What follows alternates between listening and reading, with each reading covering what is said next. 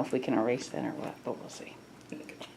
Okay, our next candidate for the Board of Education is Justin Fiore, and he is here now to talk to us and answer some of our questions. Mr. Fiore, thank you very much for coming and sharing your ideas and thoughts with us. Let's start the questioning. All right, I have the first question, and we're asking all the candidates this first three questions, Justin, Excellent. just so you know. If you are elected, what are you willing to do to make sure that the Board of County Commissioners fully funds the Board of Education budget? I think you need to have public and private talks with them and make sure the public knows what we would like to do with the funds. Because ultimately we're going to need their support. They are the taxpayer. They're the ones that are funding the county commissioners, if you will. So our first stop has to be with the public, in my opinion. Then we can work with county commissioners, and I think it'll take a long conversation. I'm sure you guys are in this year round with them, trying to figure out what's on the horizon with their budget. How does it fit in with ours? What does our state funding look like? Because ultimately, the superintendent's going to draw up a budget that has to meet the needs of the teachers, that has to meet the needs of the enrollment, which we don't control, obviously. So really, you're just going to have to work with them, and that sounds kind of a little too easy maybe, but ultimately we don't have a say in that. And, yeah. All right, thank you. All right. Many school systems around us and in neighboring states have active middle school interscholastic athletic programs where schools play each other in various sports. For instance, Calvert County middle schools play each other in soccer, volleyball, cheerleading, baseball, softball, and track. Do you believe it is time for St. Mary's County to develop such a program for our students as well? If so, what will you do to begin such an endeavor? To have interleague play within the schools? Within the you're saying? school. So, for So right instance, now- Margaret Brent would play a Right. softball or baseball game versus Esperanza Middle School. And right now we do a bunch of programs through Park and Recs, Right, but but we don't do we it don't do within that. the schools. Correct.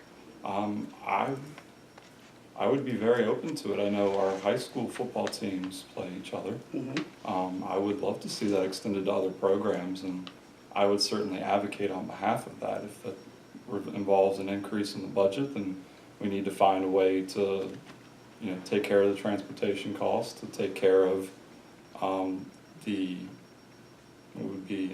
like the fixed costs in that sense, running the facilities for that time, and do what we can to find either private funding and or concessions, try to way to make that, to mitigate some of those costs. But I would certainly advocate on behalf of that, and I think it'd be a really neat thing for our county to do and a great opportunity for the kids to interact with others around them. Great, thank you. Okay, next. Let's see if I can find it here. During the last school year, many St. Mary's County teachers have reported a significant increase in disciplinary issues, even among younger children, and a lack of school-wide consequences for violent and dangerous behaviors. What policies would you pursue to address this growing concern among our educators and support staff? What I understand from this problem is that it largely comes from state policies. So I would be willing to, and I intend to, work closely with our state board partners and seeing what we can do about changing these. And I understand we're starting to get new people in because those are termed as well and appointed by the governor, who is hearing us, I do believe. He's done a great job with that. So I think the best we can do is to stay on that forefront and say, look, we need help with this. This isn't working. And in the meantime, be there to support our teachers who are working with it, our paraeducators, our staff that have to deal with the disruptions and have to find a way to not lose the instructional time for the entire classroom over misbehaviors that are happening frequently from, I don't want to say repeat offenders, but kids who have trouble and are acting out, and it's become a problem, a well-documented problem at this point that I think we can address. I'd support the superintendent and the teachers in doing everything we can to address it. I haven't been made aware of any policies from the school board, the local school board, that could have an impact on it, but I would be very open to listening and enacting something that could help if it's brought forward. Thank you. You're welcome. And my last question is a follow-up to one of your questions in the questionnaire. In addition to those you indicated on your questionnaire regarding where you would seek advice, what other sources would you consult?